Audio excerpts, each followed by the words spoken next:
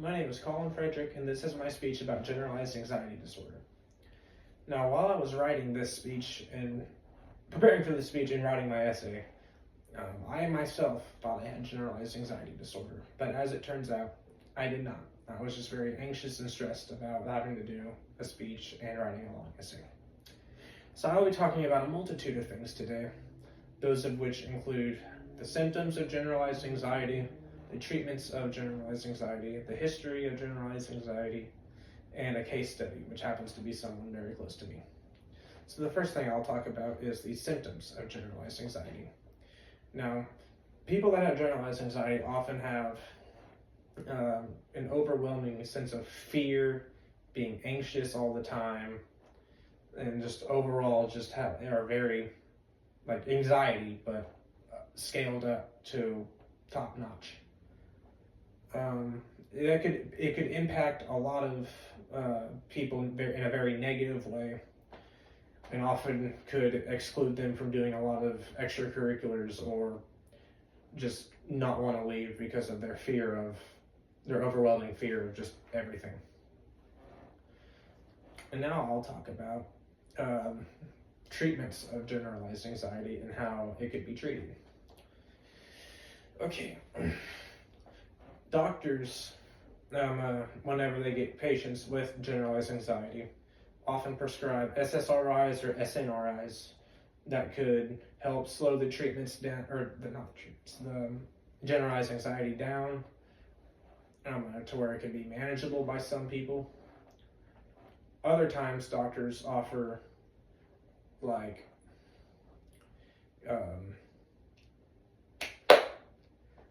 would offer then people to just practice like yoga, going on walks, being social, having friends around. Usually that could make it more tolerable and bearable to some people.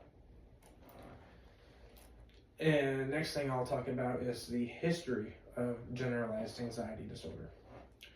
Generalized anxiety disorder goes all the way back to about the time of the ancient Greeks. To them, they didn't know what it was or how to deal with it. They just kind of like lived with it, and they did. And generalized anxiety didn't make it into the DSM until I think DSM-4, and it didn't become it didn't become an actual thing in the DSM until DSM-4.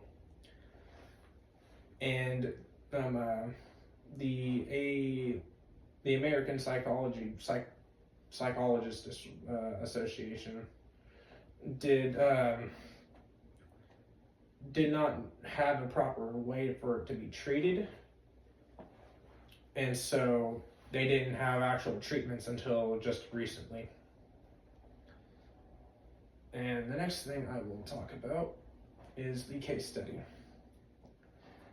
My girlfriend actually has generalized anxiety disorder, and how she deals with it is she takes medication, SSRI medication, and she is very active. She goes on walks, and she does all of this stuff that otherwise people with generalized anxiety wouldn't do unless they're on medication or other kinds of treatments that one person may be on. And speaking of which, people with generalized anxiety disorder, females are more likely to be diagnosed with generalized anxiety than males. And let me pull it up real quick.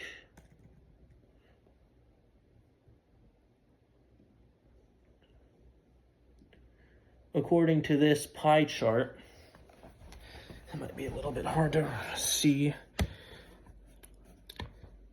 54% of people with generalized anxiety are female, and 45.6% of people with generalized anxiety are males.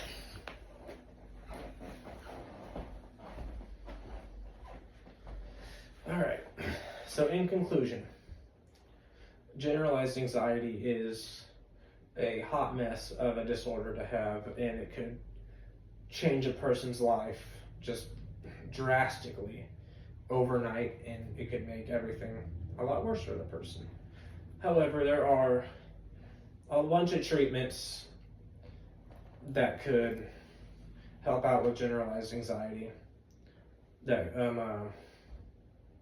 people could use to help balance out their disorder or generalized anxiety, and could make it all better, and in some cases it could make it worse. Hopefully in the future there will be advancements in technology to where generalized anxiety could potentially even go away, or maybe in the future it'll be looked at like normal anxiety and be treated that way. And I got all this information from ProQuest. I got all this information by a source that I found on ProQuest by David Nutt.